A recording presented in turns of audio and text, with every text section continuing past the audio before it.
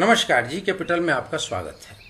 आज है 25 अप्रैल और आप लोगों के लिए एक नई वीडियो। आज जो सबसे चर्चा का विषय है पूरी दुनिया में वो है क्रूड ऑयल का क्षेत्र, जहां दुनिया भर में क्रूड ऑयल की कीमतें धराशायी हैं। अमेरिका में तो सोमवार को यह हालत थी कि क्रूड ऑयल की प्राइस जीरो लेवल से भी नीचे जा चुकी थी। इसका मतलब यह हुआ कि क्रूड ऑयल खरीदने वाले को क्रूड ऑयल के साथ साथ डॉलर भी मिल रहा था। वीडियो को अंत तक देखें ताकि आपको इससे जुड़ी हुई सारी जानकारी मिल सके। अब आते हैं अपने मुख्य बिंदु पर कि इसका फायदा भारत में किन किन कंपनियों या किन किन सेक्टर्स को होने वाला है।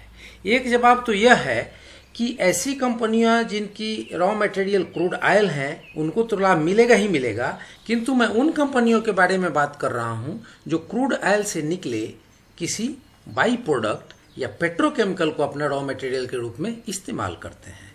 अब ऐसी ही कंपनी है एशियन पेंट।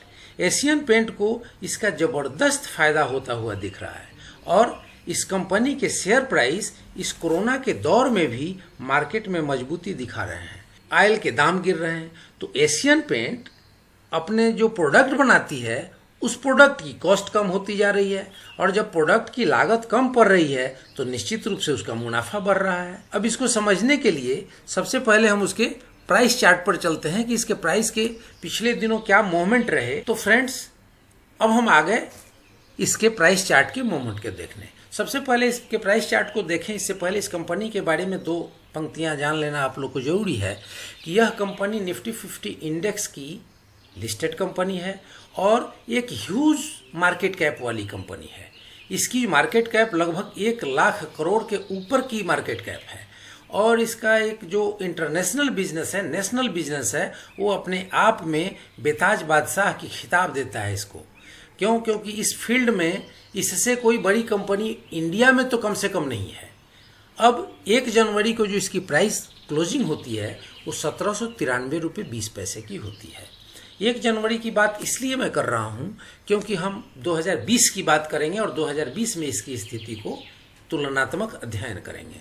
तो यहाँ से हम देखते हैं कि पूरे मार्च तक ये मूवमेंट करते करते और एक समय आता है जब 9 मार्च को ये हाई बनाता है 1915 रुपये 90 पैसे का। तब तक कोरोना के बारे में जो पूरी दुनिया भर से निगेटिव रिपोर्ट आने शुरू करते हैं और उसका भारत पर भी असर शुरू होता है, तो वहाँ से इसमें भारी गिरावट दर्ज होती है।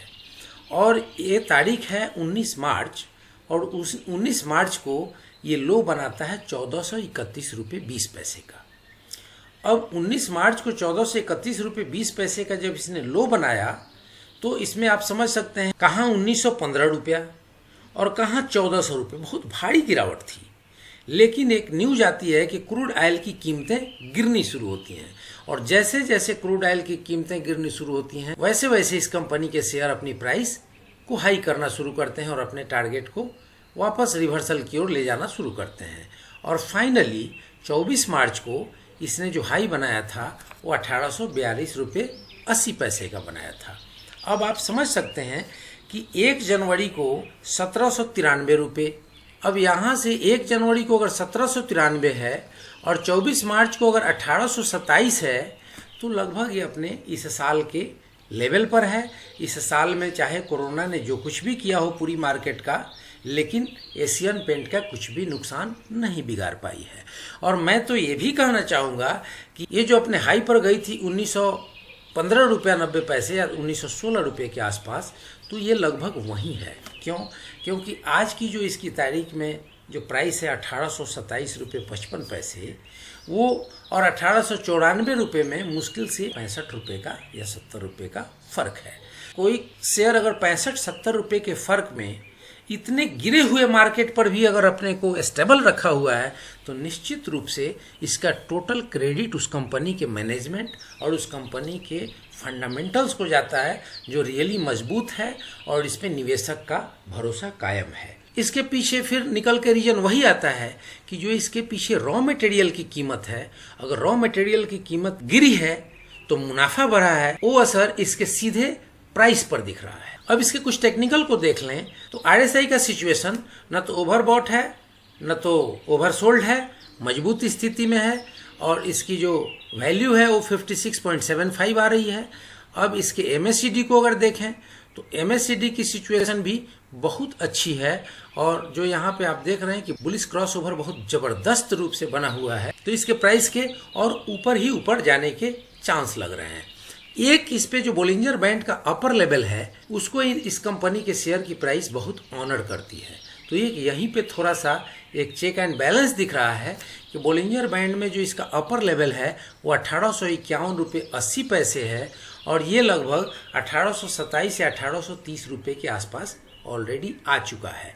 तो जो अगला ट्रेडिंग सेशन होगा उस पर आपकी नज़र रहनी चाहिए कि ये अपने अपर बैंड को पार करने की कोशिश करता है या नहीं करता है। अगर ये इस बोलिंजर बैंड के अपर लेवल का ऑनर करेगा तो हो सकता है कि ये 1849-50 या 1855-60 के आसपास से फिर एक बार रिवर्सल इसी रेंज में रहने की कोशिश करे। किंतु कल की ट्रेडिंग सेशन में हमने देखा भी, और वो मार्केट को अगर ज़्यादा ही पैनिक क्रिएट करता है तो जैसे कि पूरे मार्केट पर एक असर है फ्रैंकलिन डेप्ट फंड के बंद होने की वजह से, तो उससे पूरी मार्केट में एक और ज़बरदस्त निराशा फैली है। एक तो कोरोना का निराशा ऑलरेडी है, कोरोना का डर पूरी वैश्विक है, पूरी दुनिया में है, और जो फ्रैंकलिन डेप्ट फंड है उसको बंद करने से भी निवेशकों में एक निराशा आई है और एक भय का माहौल बना है। और ये भय का माहौल अगर कल मार्केट को रिफ्लेक्ट किया और मार्केट पे असर डाला तो इसके प्राइस में थोड़ी बहुत कमजोरी आने के चांसेस रहेंगे, लेकिन ओवरऑल इसकी पोजीशन मजबूत लग रही है। अब इसके रिटर्न की स्थिति को एक बार देखें तो इसने 1 डे में जो रिटर्न दिया है पिछले दिन वो 0.32% का दिया है। 1 वीक में जो इसने रिटर्न दिए हैं वो 4.14% का दिया है, और 1 मंथ में इसने जो रिटर्न दिए हैं वो लगभग 20% का दिया है। 1 ईयर में जो इसने रिटर्न दिया है वो 26.21% का दिया है। ये बताना इसलिए आवश्यक है कि इतने बुरे दौर में अगर कोई कंपनी 1 साल के अंदर 26% का अगर अपना रिटर्न दे देती है तो ये समझिए कि आपके लिए इसने ज़बरदस्त काम किया है। अब इसके 5 साल के रिटर्न को भी देख लें तो 5 साल में इसने आपके पैसे को लगभग 2.5 गुना बनाया है। इस प्रकार की ये कंपनी है। अब इसके कारोबार की स्थिति को देख लेते हैं तो इसमें जो वॉल्यूम रहा वो क्वांटिटी ट्रेडेड हुई 27,44,934 की, और डिलीवरेबल क्वांटिटी जो थी वो थी 12,25,487। टोटल जो परसेंटेज ऑफ डिलीवरी थी वो थी 44.65, लगभग 45%। शानदार डिलीवरी। तो आपको एक शानदार कंपनी के बारे में हमने जानकारी दी, और फाइनली मैं ये कहना चाहूँगा कि this is good time to invest in this company. लेकिन मेरे कहने से 1 पैसा भी आप इन्वेस्ट नहीं करेंगे। आप जो कुछ भी इन्वेस्ट करेंगे अपने वित्तीय सलाहकार से सलाह करके ही करेंगे। हाँ, हमारे वीडियो को देख करके आपके मन में एक जिज्ञासा उत्पन्न होनी चाहिए, आपको एक प्रश्न उत्पन्न होना चाहिए जो अपने सलाहकार के साथ डिस्कस करें कि इस वीडियो में ये चीज़ें जो सलाह दी जा रही हैं वो वाकई सही हैं या नहीं है। यदि आपको इस वीडियो से मार्केट को समझने में मदद मिलती हो तो मेरी और मेरी टीम की हौसला अफजाई करने के लिए वीडियो को लाइक करें, शेयर करें, सब्सक्राइब करें और बेल आइकन बटन दबाना ना भूलें ताकि ये वीडियो आपके पास सबसे पहले पहुंचे। और एक बात और बता देना चाहता हूं मित्रों कि इस वीडियो को देखने के बाद अगर आपके मन में कोई भी प्रश्न आता हो तो कमेंट बॉक्स में आप लिख सकते हैं। समय मिलने पर मैं या मेरी टीम कोशिश करते हैं कि जल्दी से जल्द उसका जवाब दिया जा सके। वीडियो को अंत तक देखने के लिए आप सबका बहुत बहुत धन्यवाद। वीडियो को यहीं विराम देंगे। जय हिंद, जय भारत।